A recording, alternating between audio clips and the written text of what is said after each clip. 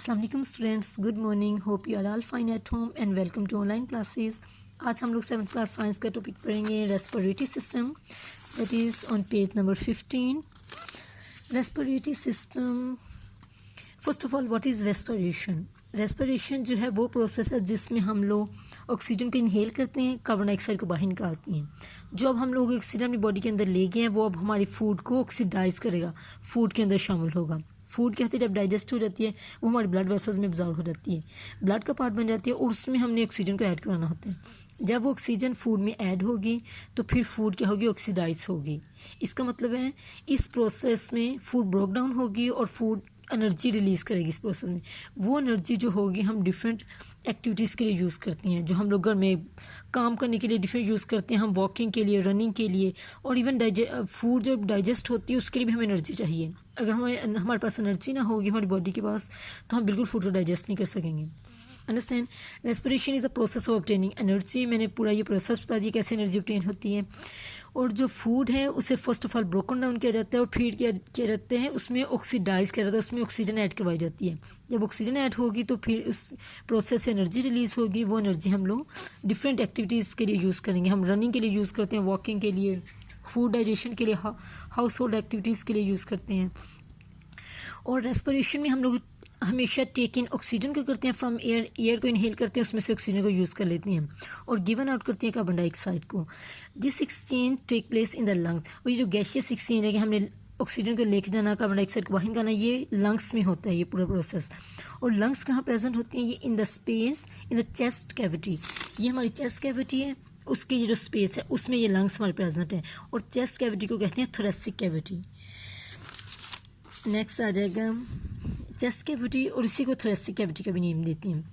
और ये जो नेक्स्ट है वॉइस बॉक्स और लैरिंक्स, इसे स्पीकिंग में यूज़ करते हैं। फर्स्ट ऑफ ऑल हम लोग नो से इनहेल करते हैं ना, सपोज इधर से इनहेल करेंगे, ये हमारे इससे क्या होगा, ये जो नेजल कैविटी से फुल ये पास करके लैरिंक्स में आएगी। फर्स्ट ऑफ ऑल लैरिंक्स और वॉइस बॉक्स इसे हम स्पीकिंग में यूज़ करते हैं एमटी में। ये क्या करेगी, एयर को पास करेगी हमारे ट्रैकिया से। ये जो ट्रैकिया होती है ये लॉन्ग ट्यूब होती है। अंडरस्टैंड। जब ये लंग्स में जाती है तो ये दो में डिवाइड हो जाती है, दो में डिवाइड होती है, इसे ब्रोंकाई कहते हैं। ट्रैकिया ये ब्रोंकाई, ब्रोंकस ये जो लिखा हुआ ब्रोंकस उसका सिंगुलर लिखा हुआ, ब्रोंकाई में डिवाइड हो जाती है। और ये ब्रोंकाई जब लंग्स में जाते हैं तो ये further smaller million trillion tubes में डिवाइड हो जाती हैं। इन्हें ब्रोंक्यूल्स कहते हैं फिर। और इनके जो ट्यूब्स का एंड होता है वो हमेशा ऐसे होता है, ये करके ऐसे बना होता है। ये मेरी पेंसिल नहीं एक्चुअली विजिबल हो रही, ये जैसे छोटे छोटे बैलून्स टाइप बने होते हैं। अंडरस्टैंड। ये देखो ये जो होते हैं एंड जो एयर सैक्स बनी हुई हैं इन्हें एल्वोलाई कहती हैं। अंडरस्टैंड। ये बैलून्स की तरह होती है, जैसे हम लोग एयर इनहेल करते हैं ऑक्सीजन अंदर जाती है, ये बैलून की तरह स्वेल कर जाती हैं। अंडरस्टैंड। और जब कार्बन डाइऑक्साइड बाहर जाती है फिर कॉन्ट्रैक्ट करते हैं, फिर ऐसे अपने साथ जुड़ जाते हैं। रिलैक्सेशन एंड कॉन्ट्रैक्शन होती है इनमें भी। नेक्स्ट है वॉइस बॉक्स है लैरिंक्स, उसका काम है स्पीकिंग में इन्वॉल्व होता है और ये एयर को पास करता है हमारे लंग्स तक। लंग्स जो होते हैं स्पॉन्जीज एंड सॉफ्ट होते हैं। सॉफ्ट क्यों होती हैं, इनमें ये एल्वोलाई होती हैं। जब ये एयर से फिल हो जाते हैं ये स्वेल कर जाती हैं, जब एयर निकल जाती है ये फिर कॉन्ट्रैक्ट कर जाती हैं। अंडरस्टैंड। इस वजह से लंग्स क्या होते हैं, स्पॉन्जीज एंड सॉफ्ट होती हैं। और रिब केज जो होती है, लंग्स हैं, इसके इर्द गिर्द रिब केज पूरा एक बना होता है केज सा, वो इससे प्रोटेक्ट करता है लंग्स को, जिन्हें हम पसलियाँ भी कहते हैं। अंडरस्टैंड। रिब केज के अंदर हमारे लंग्स होती हैं, प्रोटेक्ट द लंग्स करते हैं। और इंटरकोस्टल, इंटरकोस्टल जब इंटर का वर्ड आ जाए इसका मतलब बिटवीन। इंटरकोस्टल मसल्स होते हैं between the rib cage and lungs. ये लंग्स के इसके ऊपर पूरी कवरिंग है, लंग्स के ऊपर रिब केज की कवरिंग है। रिब केज और लंग्स के दरमियान मसल्स होते हैं, क्योंकि जब हमने सांस लेना, हम लोग सांस लंबा खींचते हैं, हमारे क्या होते हैं मसल्स को हम लोग कॉन्ट्रैक्ट करते हैं, मसल्स को कॉन्ट्रैक्ट करते हैं और अपने चेस्ट कैविटी के ऊपर की तरफ खींचते हैं। अगर मसल्स ना होंगे वो तो बिल्कुल स्टिफ हो गए, वो मूव नहीं कर सकेंगे। अंडरस्टैंड।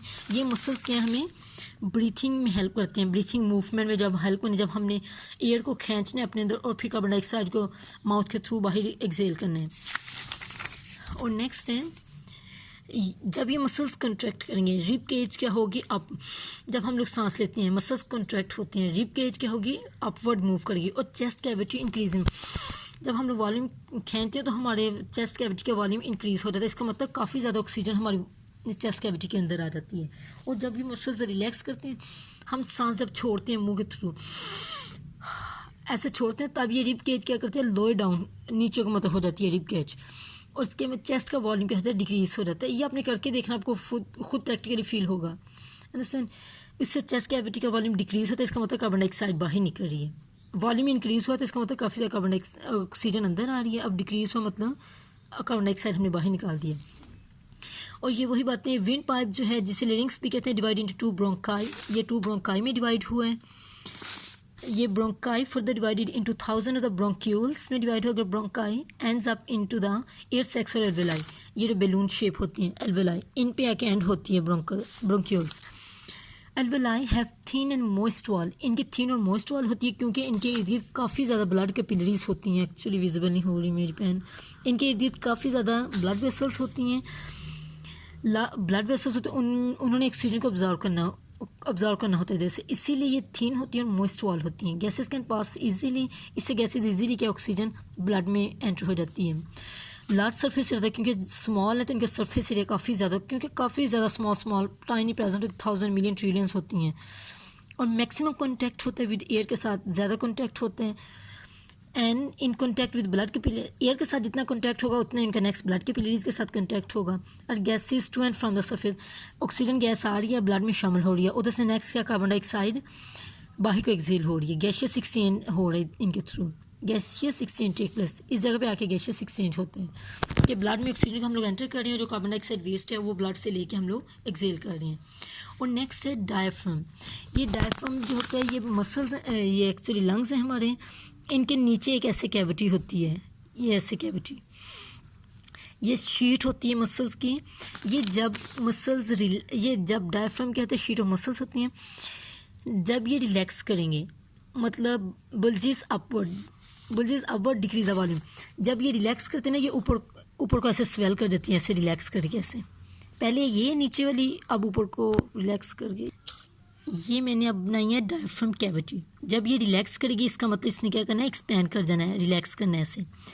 ये क्या होगी, बुल्जेस अपवर्ड होगी और decrease the volume of the chest cavity, ये जो चेस्ट कैविटी का वॉल्यूम होगा इसने डिक्रीज कर देना है। और जब ये क्या होगी, कॉन्ट्रैक्ट करेगी मतलब नीचे को कॉन्ट्रैक्ट होगी, तो इसने क्या करना है, फ्लैटन आउट, नीचे को होना है और चेस्ट कैविटी का वॉल्यूम इंक्रीज कर देना। इससे ये ब्रीथिंग में, इनहेलिंग में, एक्सहेलिंग में हेल्प करेगी। That's all about respiratory system. और ये टेबल लर्न करने हैं, how air changes in the lungs. Oxygen है, एयर से हम 21% ब्रीथ इन करते हैं, मतलब एयर लेते हैं, और 16% ब्रीथ आउट करते हैं ऑक्सीजन को हम लोग। कार्बन डाइऑक्साइड 0.04% हम लोग इनहेल करते हैं, इनहेल तो कार्बन डाइऑक्साइड मोस्टली करते नहीं हैं, एक्सेल हम लोग 4% करते हैं ज़्यादा। नाइट्रोजन 79% इनहेल करें तो 79% एक्सेल करें, क्योंकि नाइट्रोजन हम लोग रेस्पिरेशन के थ्रू नहीं ले रहे। अगर हमारी बॉडी को नाइट्रोजन चाहिए भी तो हम लोग प्रोटीन के डिफरेंट फूड के थ्रू लेते हैं, फूड सोर्स या नाइट्रोजन के जो रिच सोर्सेज हैं उनसे लेते हैं। वाटर वेपर्स है, अलिटन हम लोग इनहेल करते हैं, और लॉट जैसे पेस्पिरेशन में कर देते हैं और प्लांट्स ट्रांसपिरेशन में कर देते हैं कि हम ब्रीथ आउट उसे काफ़ी कर देते हैं, लेकिन ब्रीथ इन नहीं करते मोस्टली वाटर को, वो ड्रिंकिंग के थ्रू ही इनहेल टेक इन किया जाते हैं। That's all about respiratory system. Any question? Thank you.